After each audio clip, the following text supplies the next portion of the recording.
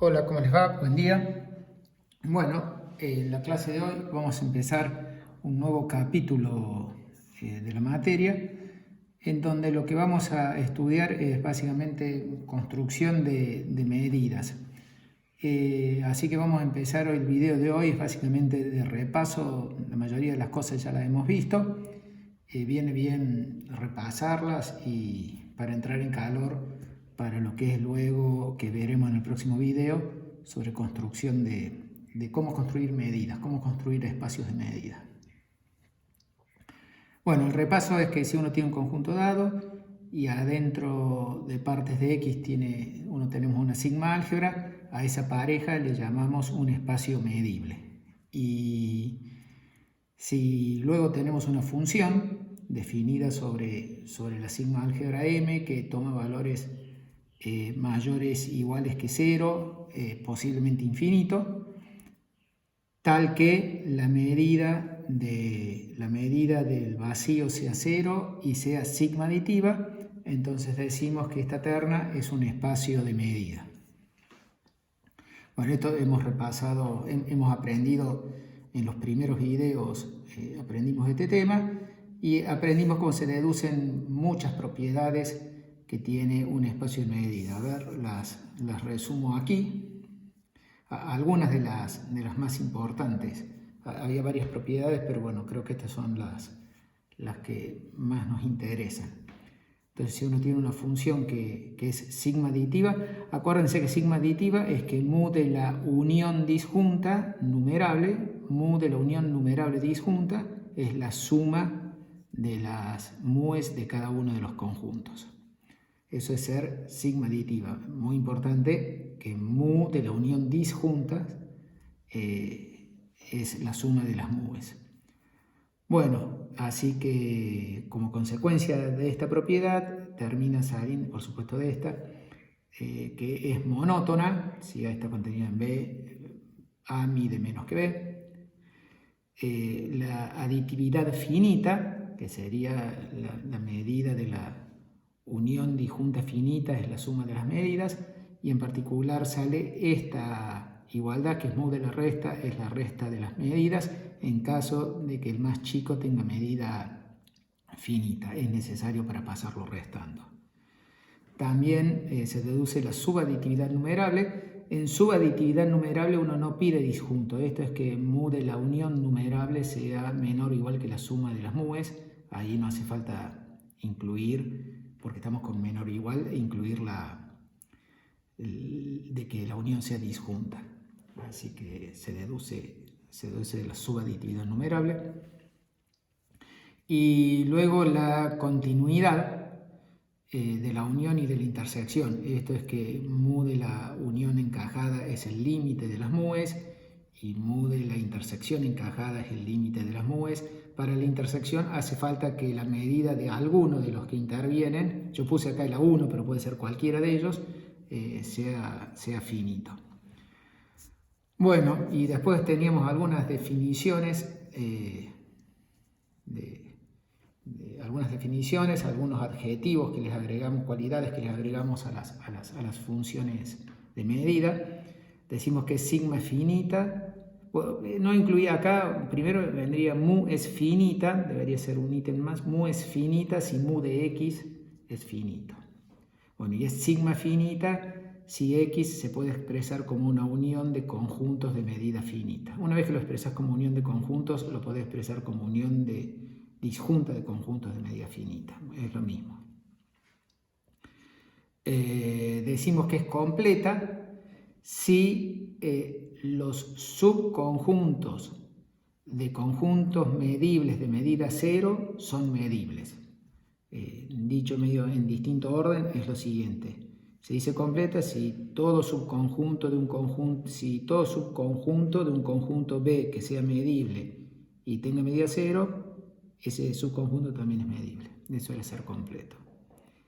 Y si tenemos dos medidas en un mismo espacio de medida, o sea, tenemos xm mu y xm nu, decimos que nu es absolutamente continua con respecto a mu.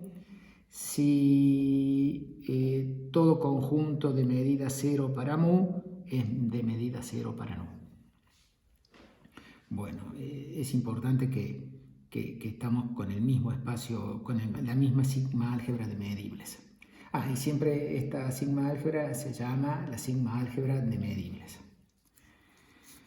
Bueno, un ejemplo típico de algo que no es completo, una medida que no es completa,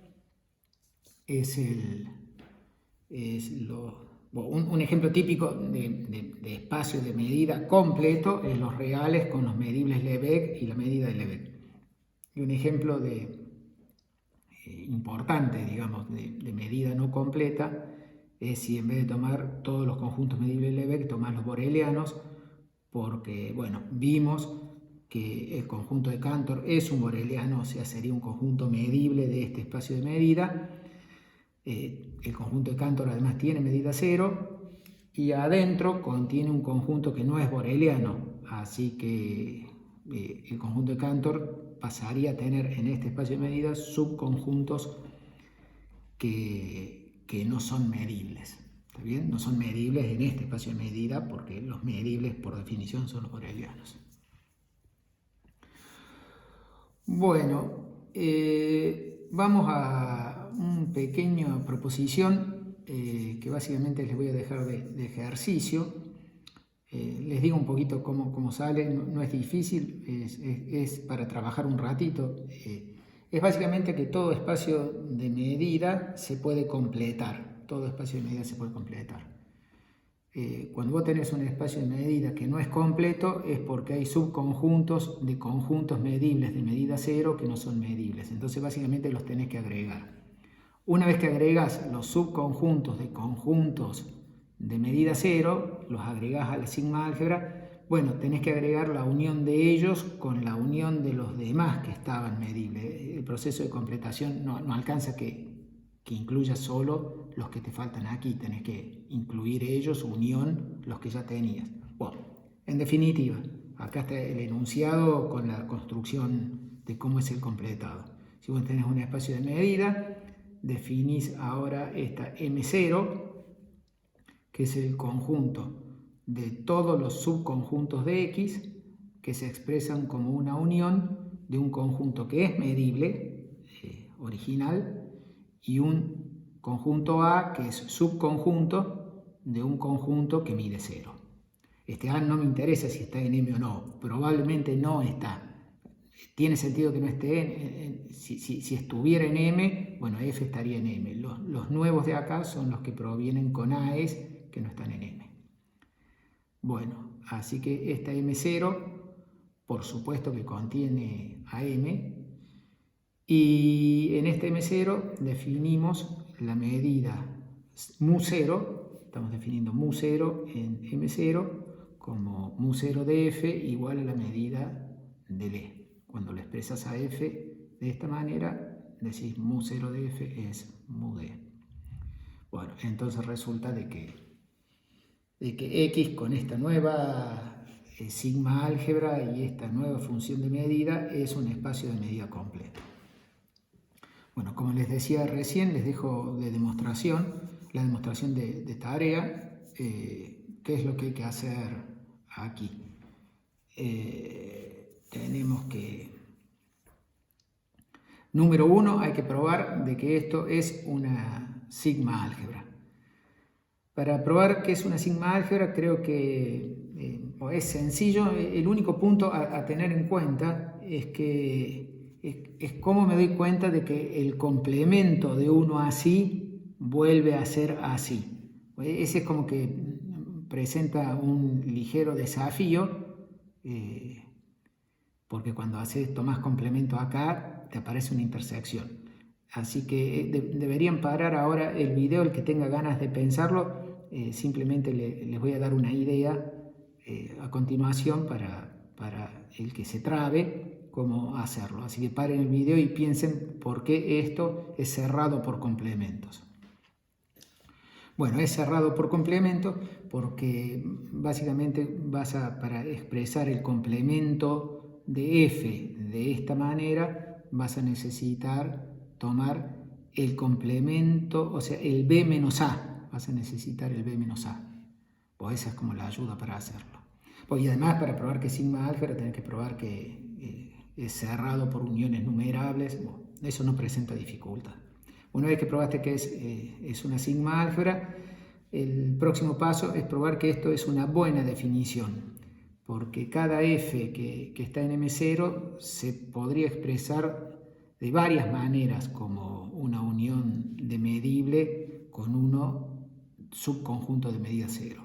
Entonces hay que probar que independientemente de cómo los expreses al f, mu 0 de f da siempre lo mismo. Bueno, de vuelta ahí viene bien prestar atención, es como que es muy importante acá el A y es muy importante el B a la hora de hacer esas demostraciones. Bueno, una vez que probaste que mu 0 está bien definida, bueno, te queda que mu 0 del vacío es 0, eso es casi automático. Luego tenés que probar que mu 0 es sigma aditiva y eso no presenta dificultad. Con eso terminas probando de que se puede completar todo espacio de medida, la sigma álgebra está contenida en una sigma álgebra un poquito más grande que lo convierte en completo. Ahora vamos a repasar el concepto de función medible y cómo se integran las funciones medibles. Pero antes de ir a eso, quiero insistir que el objetivo que tenemos en este nuevo capítulo es el estudio de construcción de medidas. Entonces quiero hacer énfasis en que cuando uno ya tiene un espacio de medida, ese es un objeto sumamente rico en estructura.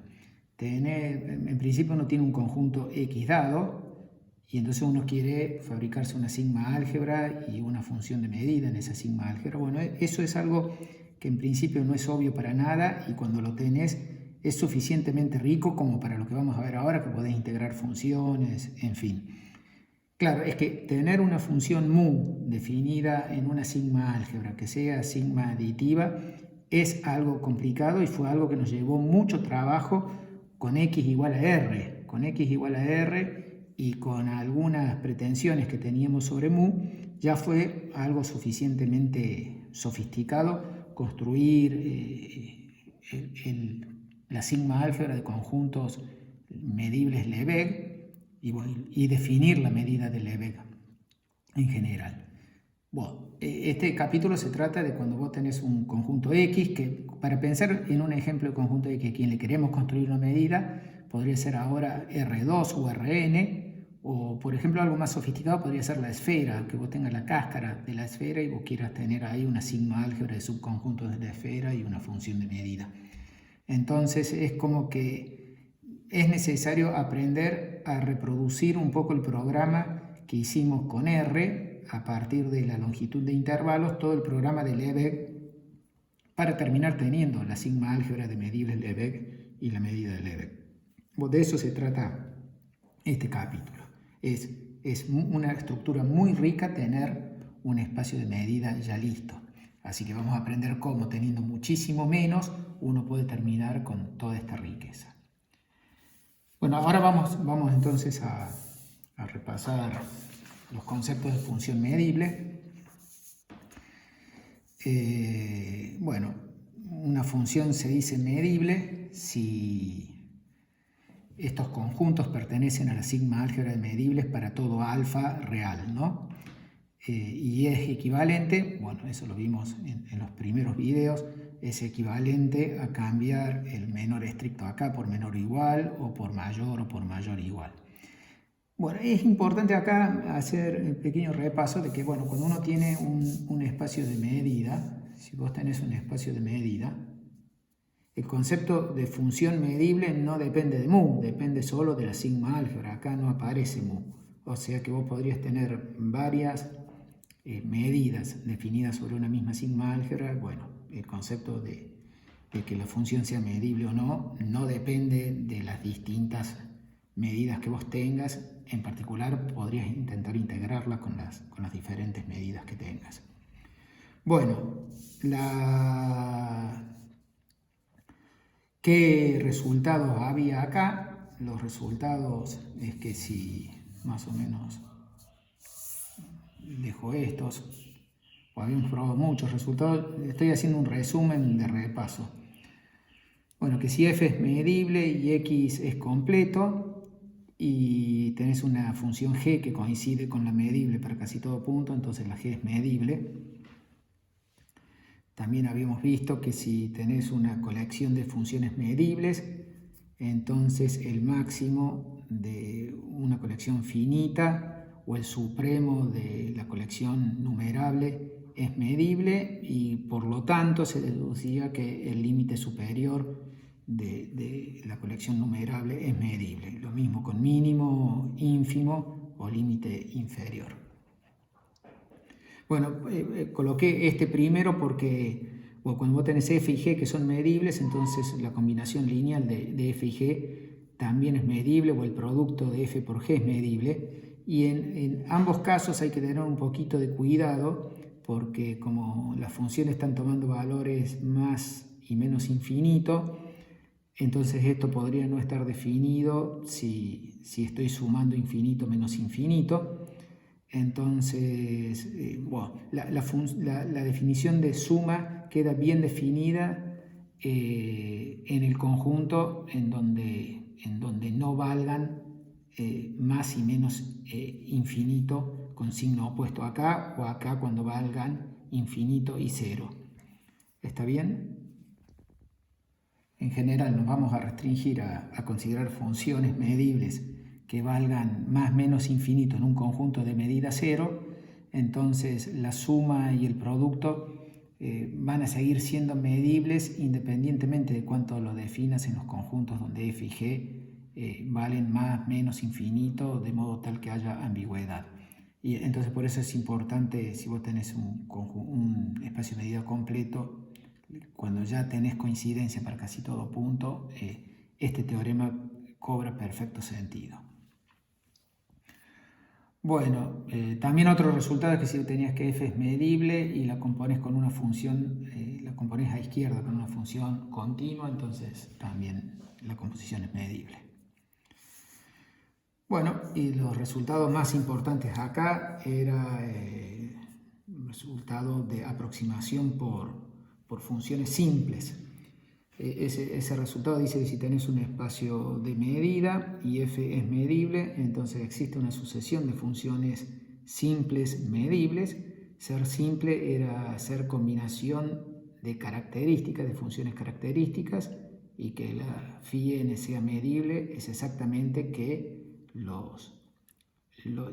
las características que estás combinando sean características de conjuntos medibles. Bueno, el teorema dice que si tenemos una función medible, entonces existe una sucesión de funciones simples medibles tales que phi n tiende a f. En realidad un sí, solo sí, si tenés simples medibles que tienden a f, por este resultado, la f va a ser medible. Bueno, tal que, o sea, la implicación importante es la que dice acá. Existe esta sucesión que cumple las siguientes propiedades, que el módulo de las phi n es menor o igual que el módulo de las f para todo n en x, que en caso de que x sea sigma finito, podés elegir la sucesión de funciones simples tal que el conjunto donde las phi n vale distinto de 0 sea de medida finita para todo n. Y en caso de que la función sea positiva, la f sea positiva, podés pedir de que las simples también sean positivas y converjan de manera creciente a la fn. Todo eso está en el video 15, si quieren repasar, lo probamos ahí. Y en el video 16 probamos el teorema de Gorodov, que, bueno, eso...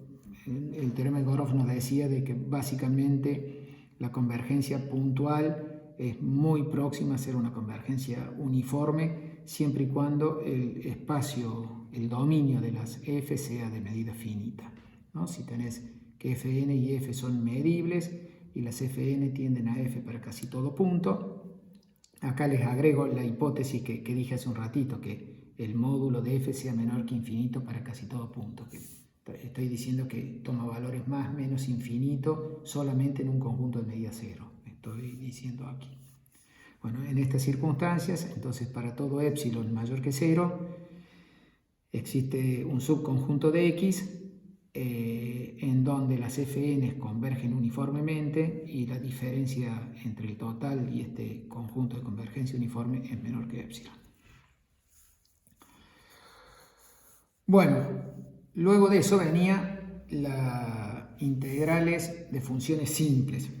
Bueno, acá el repaso lo quiero hacer para algo que ya anuncié varias veces en videos anteriores y siempre lo dije medio charlado, pues ahora también va a ser charlado, pero con un poquito más de precisión, en que vamos a hacer un pequeño atajo, porque cuando definimos integrales de funciones positivas, en los videos,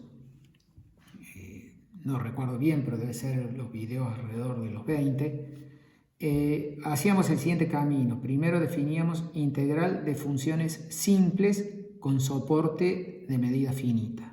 Luego hacíamos las integrales de funciones acotadas con soporte de medida finita para luego hacer la integral de funciones positivas arbitrarias. Bueno, hay un pequeño atajo que uno puede hacer, que es directamente saltearse las funciones acotadas y pasar de simples a positivas. Pero entonces ahí es como que aflojamos un poquito la hipótesis de simples de soporte de medida acotada para no pedir nada en el soporte. Pueden ser conjuntos arbitrarios los del soporte.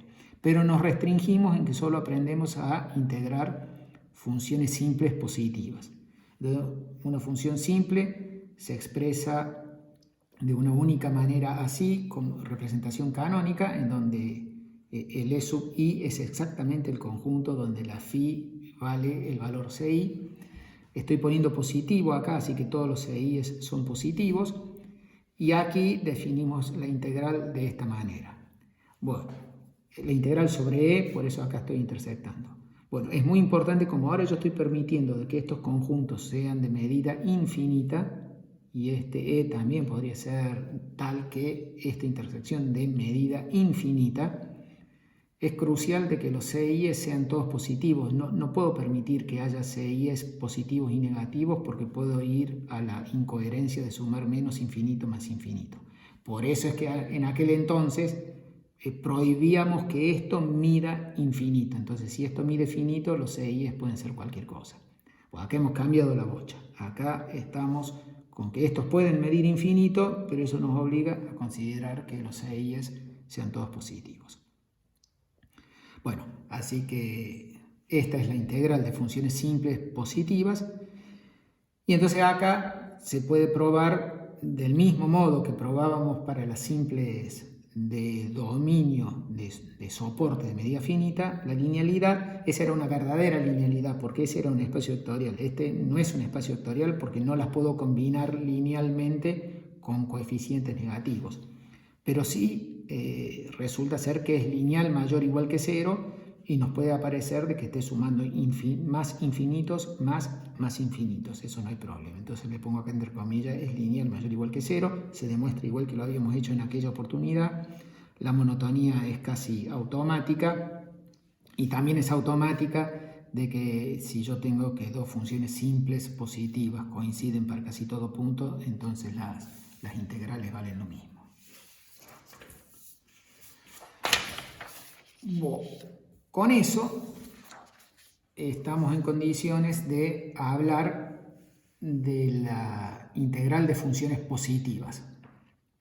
Entonces, si f es una función medible positiva que toma valores posiblemente infinitos, definimos la integral de f sobre x con respecto a la medida mu como el supremo de las integrales de todas las phi's simples positivas menores o iguales que f.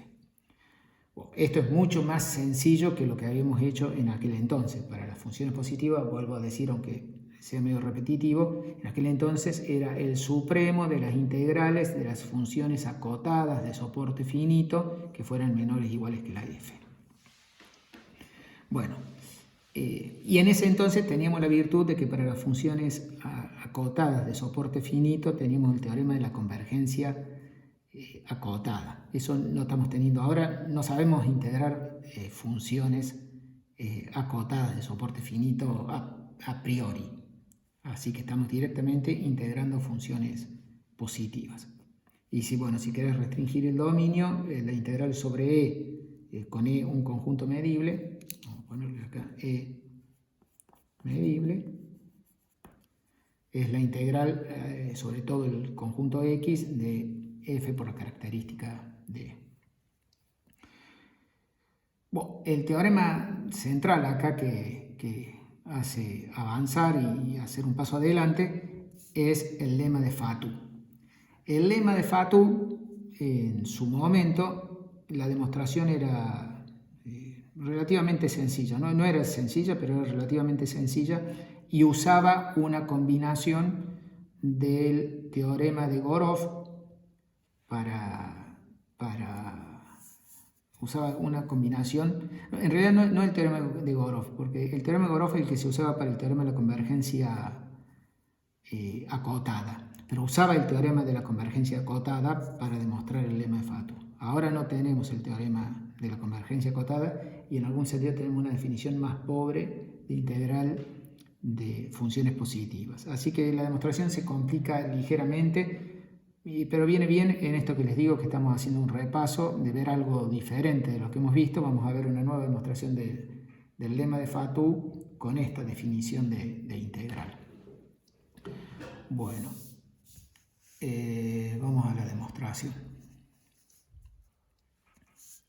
Bueno, el lema de Fatou dice que si tenés una sucesión de funciones medibles fn que convergen a una función f para casi todo punto, entonces la integral de la f es menor o igual que el límite inferior de las integrales de las fn. Demostración. ¿Qué tenemos que hacer?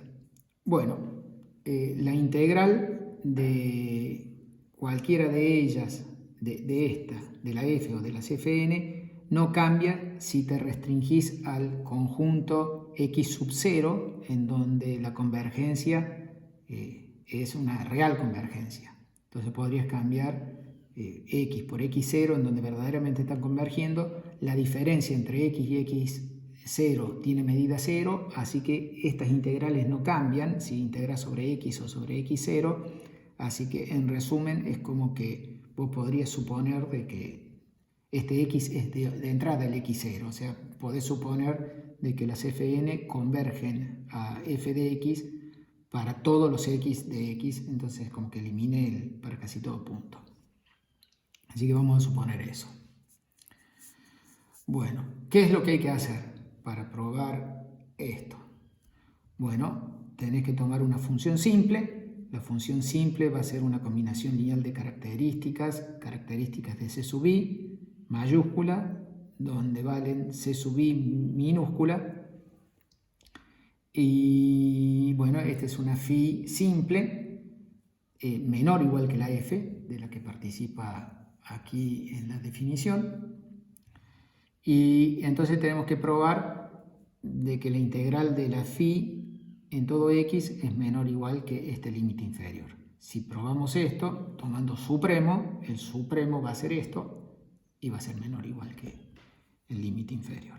Así que el teorema va a quedar probado si logramos probar que para cualquier phi simple menor o igual que la f, la integral de la phi es menor o igual que el límite de las integrales de las fn. Bueno, hay que considerar acá dos casos. El primer caso es qué pasa si la simple que vos elegiste tiene integral en todo x que dé infinito. Bueno, en ese caso hay que probar que este límite da infinito. Bueno, que la integral de esta simple sea infinito quiere decir de que porque estos CI son números reales, para que la integral de la phi sea, acuérdense que la integral de la simple es esta suma, para que la integral termine dando infinito es porque alguno de estos conjuntos mide infinito. Así que acá estoy integrando sobre todo x, que la integral de la phi de infinito quiere decir que alguno de estos CI's mide infinito, así que puedo suponer de que es el C1 el que mide infinito. Bueno, Entonces vienen estas típicas construcciones así que son ingeniosas. Le llamamos A sub n al conjunto de todos los x, en donde la fk de x vale mayor que c1 sobre 2. Es para bajarme, por supuesto el c1 es un número positivo, con esto me bajé un poquito, y como me estoy bajando un poquito, bueno, ya lo digo, me estoy adelantando. Bueno, entonces es el conjunto donde las fk son mayores que c1 sobre 2 para todo k mayor o igual que n. El n está acá y esto tiene que pasar para todo k mayor o igual que n. Eso es exactamente la intersección de los conjuntos donde la fk es mayor que c1 sobre 2, intersectar sobre los k desde n hasta infinito. Bueno, el hecho de que las fn tiendan a f y la f sea mayor o igual que la phi, quiere decir que en el conjunto C1, en donde la phi vale C1, en el conjunto C1 la phi vale C1, la f va a ser mayor o igual que la C1, así que va a ser mayor estricto que C1 sobre 2. Así que como esto, las fn convergen a f, en algún momento dado van a pasar a C1 sobre 2 para todos los k mayor o iguales que un n0. Eso implica que todo x de C1 está contenido en la unión de estos AN. Como estos AN están encajados, estos AN son cada vez más grandes, el límite por continuidad y mu de C1, que es infinito, es menor o igual que mu de esta unión, que por continuidad es el límite de mu de los ANs, así que el límite de los mu ANs da infinito. Bueno, muy bien. Perfecto. Así que tenemos que estos AN miden infinito y ahora vamos acuérdense que lo que queremos ver es que el límite inferior de las integrales de las fn es mayor o igual que la integral de la phi, que está siendo infinito. O sea, queremos ver que esto tiende a infinito.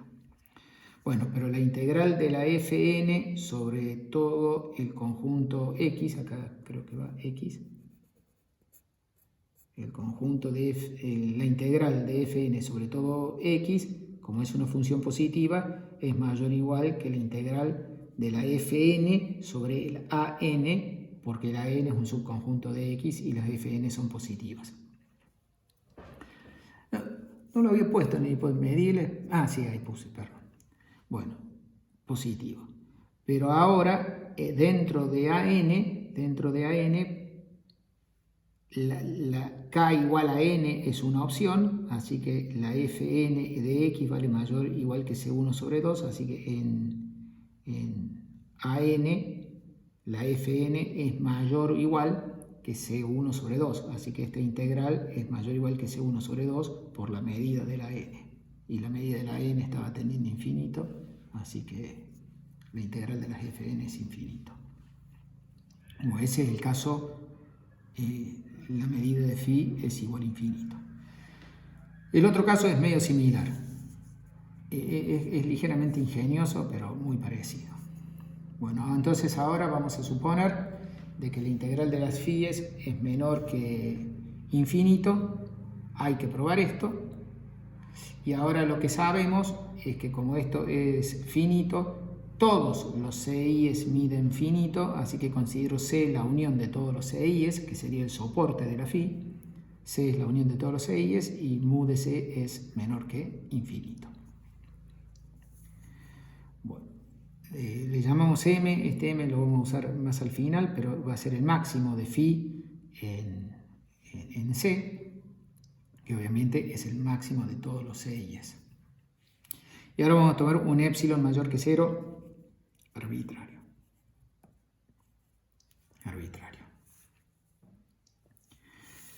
Muy parecido a lo que hicimos recién.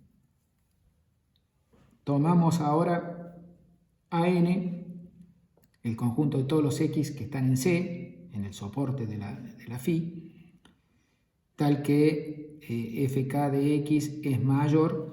Fíjense que en el soporte de C, este phi de x es un número positivo. Cuando hago 1 menos epsilon, estoy pensando que este epsilon es, en términos generales, es menor que 1. O sea, esto es un poco más chico que phi de x. Así que este número está siendo un poquito más chico que phi de x. Se parece a este C1 sobre 2 que estaba acá antes. Bueno, acá lo mismo, para todo k mayor o igual que n. Eso es la intersección de los fk mayor que 1 menos epsilon por phi. Acá n intersectado con c. De vuelta, el mismo argumento de recién, el mismo argumento con el que acá dije que C1 estaba contenido en la unión de los ANs, hace que ahora en la unión de los ANs te da todo C. En todo C, a partir de un n en adelante, se va a cumplir esto, porque justamente la phi es menor o igual que la f, la phi es menor o igual que la f, voy a poner acá, la phi es menor o igual que la f, y este número es menor estricto entonces que f de x. Así que a partir de un cierto momento las fk lo pasan porque las fn tienden a f. Así que tenemos esa igualdad.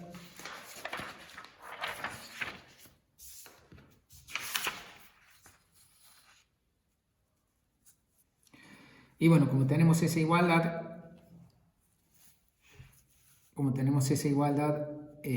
si tomo las diferencias tienden a 0.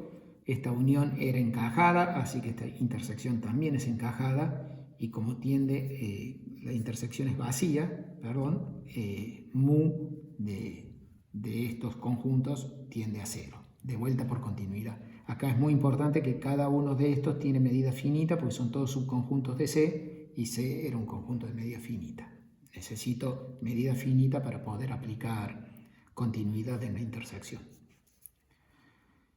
Bueno, y entonces acá, como esto tiende a 0, hay a partir de un n0 que la medida de este conjunto es menor que epsilon. Bueno, a esta altura es como que ya estoy en esta situación. Vamos ahora a integrar la fn sobre x. Bueno, tomamos un k que sea mayor que este n0 y empezamos a calcular la integral de la fk sobre todo x. De vuelta, como el ak es más chico, es un subconjunto del x y estas son positivas, esto es más grande que esto. Ahora, en el AK, capaz debería haberle puesto n, bueno, pero en el AK, imaginen que dijera AKN, ahí se entiende claramente de que la Fn, si acá dijera n y n, se entiende claramente de que la F es mayor o igual que 1 menos epsilon por la phi en este conjunto AN, si estuviera poniendo n y n. Wow. Si fue desafortunado que hubiera usado acá la letra n, la letra acá, hubiera sido mejor n. Bueno, sigo. Así que esto es mayor o igual que esto porque estamos dentro de acá. Bueno, acá en el próximo paso simplemente reemplacé esto por esto. Lo que es obvio es que la integral sobre todo c es la integral sobre acá más la integral sobre c menos acá. Hace más fácil ver que esto es esto más esto. Pero como todo es finito, toda la integral de la phi era finita, estamos en el caso 2, en donde todo era finito, entonces podés pasar restando. Así que ahí reemplacé esta integral por esa resta. Ahora me queda, distribuyo el 1 menos epsilon en el primer término y reemplazo c por x, que es más grande. En realidad ahí me termina dando igual, porque justo c era el soporte de la phi, así que esto y esto son iguales, así que distribuí. Y cuando distribuyo para acá, bueno, le saqué el 1 menos epsilon, porque de hecho estoy ahora estoy restando algo todavía que es mayor, porque estoy restando algo que es todavía mayor, ¿no? Este es igual que este, y acá debería decir 1 menos epsilon, ahí serían iguales, pero le saqué el 1 menos epsilon, entonces resté más todavía. Y entonces ahora, bueno, recordemos que este m era el máximo que tomaba toda la phi, así que acá resto todavía más, porque estoy restando m por la medida de este conjunto, eso es restar más todavía, voy esto mantuve tal cual. Y ahora finalmente, si distribuyo, estábamos con que como el k es mayor o igual que el n0, la medida de c menos ak es menor que epsilon, así que la medida de esto es menor que epsilon, así que si acá pongo epsilon estoy restando todavía algo más grande, así que ahí está el epsilon, el menos epsilon por m es este, el 1 por este es este y el menos epsilon por este está acá. Así que me ha quedado que la integral de la fk sobre x, para los k es mayor o igual que el n0, es mayor o igual que la integral de phi por epsilon, y este es un número fijo que está multiplicado por epsilon con epsilon arbitrario. Así que hago, como el epsilon es arbitrario, termino llegando a la conclusión de que la integral de las fk son mayores o iguales que las integrales de la phi. Tomo límite inferior y obtengo lo que quería. Así que ahí está la demostración del lema de Fatou, salteándonos, no usando el teorema de la convergencia acotada. Bueno, y cerramos el video repasando simplemente algunas de las consecuencias que tenía esto. Bueno, una de las consecuencias era el teorema de la convergencia monótona, es automático el teorema de la convergencia monótona luego de tener Fatou. Aditividad, la aditividad, probar de que la integral de la suma y la suma de las integrales para funciones positivas con esta definición para nada es obvio, y por eso se pospone, uno termina probando primero el lema de Fatou, y con el lema de Fatou uno va a probar aditividad, la integral de la suma y la suma de las integrales. De hecho que así hicimos la vez pasada, si bien la demostración de Fatou no fue la misma, pero el orden sí fue el mismo. Probamos Fatou y luego aditividad, y luego probamos el resultado de que la integral de una suma infinita de funciones positivas es la suma de las integrales. Bueno, y luego vino todos los resultados de integración en el caso general para funciones integrables, el teorema de la convergencia de Lebesgue, en fin, que ese no lo repaso porque es como que eso ya viene todo, lo tenemos además más fresco, es más actual, y es como que ahí la teoría sigue tal cual lo habíamos hecho en su momento. Cerramos este video con un ejercicio que ya alguna vez lo hemos comentado, discutido, así que también es como repaso. Creo que tiene algún inciso que no tenía en su momento, que dice lo siguiente, que si vos tenés un espacio de medida arbitrario y una función positiva medible, entonces podés definir una nueva medida, nu de e, como la integral de f sobre e, y bueno, eso resulta ser una medida sobre la misma sigma álgebra que tenías y es absolutamente continua con respecto a mu. Recordemos que absolutamente continua, lo dijimos al comienzo, es que si mu de e es 0, entonces nu de e también es 0. Es automático que si mu de e es 0, esta integral da 0, así que nu de e da 0.